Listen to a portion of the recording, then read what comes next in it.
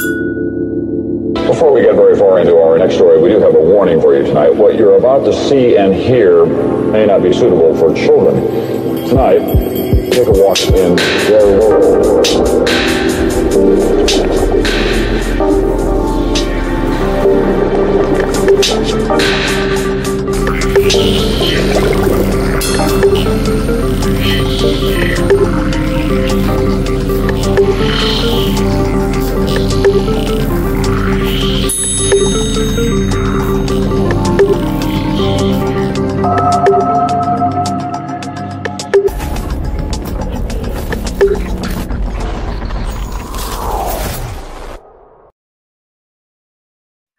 Good afternoon, everyone, and welcome back to Transpicuous Views.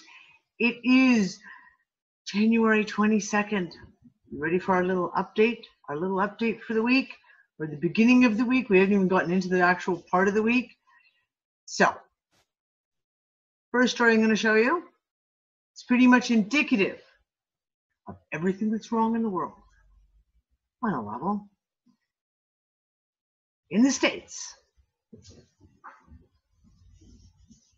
a judge tells a jury that God talked to him and told him that he wants a not guilty verdict. A Texas state judge says that God called on him to intervene and to ask the jury to deliver a not guilty verdict, really great, to deliver a not guilty verdict on a sex trafficking offense where a woman was being charged with trafficking her underage niece. God told him to tell the jury to go against everything that is legal and decide on not guilty. It is the epitome of everything that is wrong right now with this world. Summed up, one news story. But not everything is always wrong, because this article was just a little bit of, now if we could just get a few other politicians on board with this. The leader of the Philippines tells the army to shoot him if he becomes a dictator. That if he decides, if he was to ever pursue to become a dictator or has any dictatorship ambitions, he ordered the military to shoot him. That if he stays in office one day more than his term is allowed by their constitution, the military should shoot him. Now, I just think that perhaps we should have a few more world leaders take note of this. This could be a lesson they could all learn from. Just saying. Now, this is a little piece of transparency. Macron from France, in a live interview, admits that basically if he was to allow the French people to vote in a referendum, that they'd vote to leave the EU. Not surprising, no other EU country has risked putting membership of the bloc to a public vote since Britain shocked member states by voting to leave the European bloc in 2016. That's right. This is a big piece. This is a really, really big piece.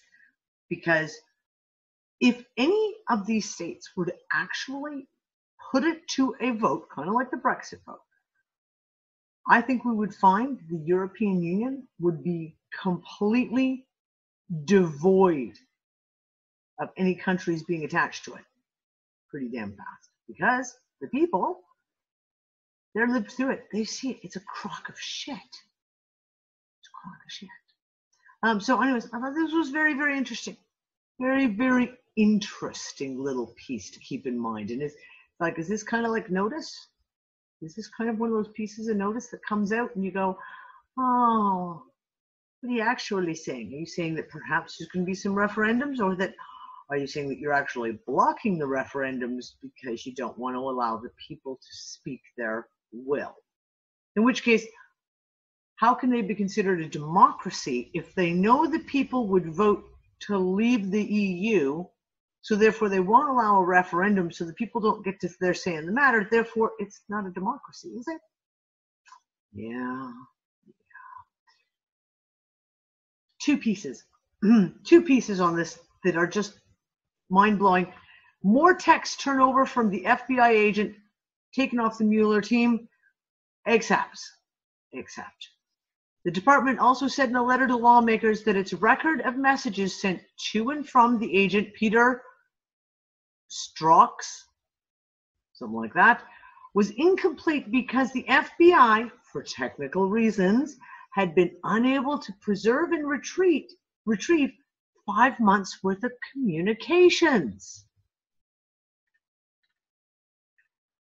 The FBI told the department that its system for retaining text messages sent and received on bureau phones had failed to preserve communications between Strzok, and Page over a 5-month period between December 14th and May 17th, 2016 to 2017. And May 17th was the date that Mueller was appointed as special counsel to oversee the Russia investigation. The explanation for the gap? Misconfiguration issues related to rollouts, provisioning, and software upgrades conflicted with the FBI's collection capabilities. Do we believe any of that horseshit?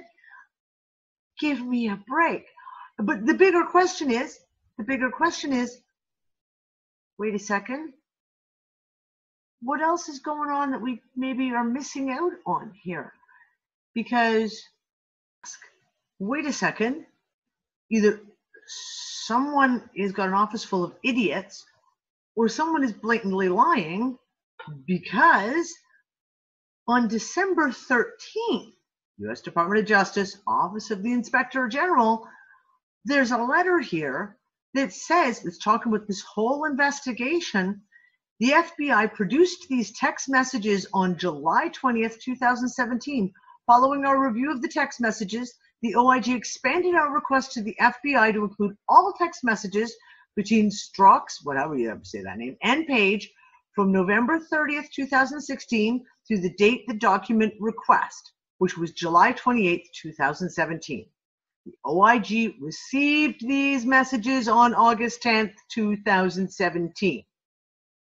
This is a publicly released document, and this wasn't exactly a hard, difficult piece of homework to dredge up this piece. So either they did turn over the files or they didn't turn over the files, and either someone's lying or they're all a bunch of morons.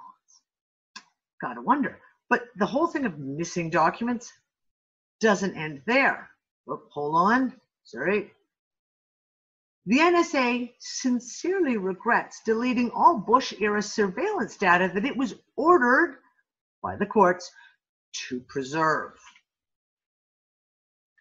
News this week that the National Security Agency destroyed surveillance data it pledged to preserve in connection with pending lawsuits, and apparently never took some steps that told a federal court that it had taken to make sure the information wasn't destroyed. The NSA told the U.S. District Court Judge Jeffrey White in a filing on Thursday night and another little notice submission last year that the agency did not preserve the contents of the internet communications intercepted between 2001 and 2007 under the program Bush ordered.